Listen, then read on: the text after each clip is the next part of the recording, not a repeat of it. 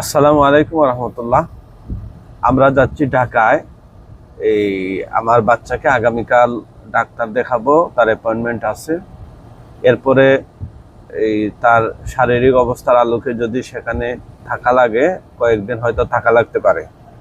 এ কারণে আমাদের Quranic treatment centre পরবর্তী ঘোষণার আগ পর্যন্ত মৌলভীবাজারে আমাদের কুরআনিক চিকিৎসা কার্যক্রম বন্ধ থাকবে ইনশাল্লাহ।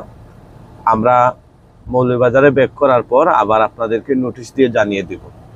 সেজন্য এর আগ পর্যন্ত, অর্থাৎ পরবর্তী আপডেট দেওয়ার আগ পর্যন্ত দয়া করে কেউ আমাদের নাম্বারে সিরিয়ালের জন্য বা চিকিৎসার জন্য কেউ যোগাযোগ করবেন না।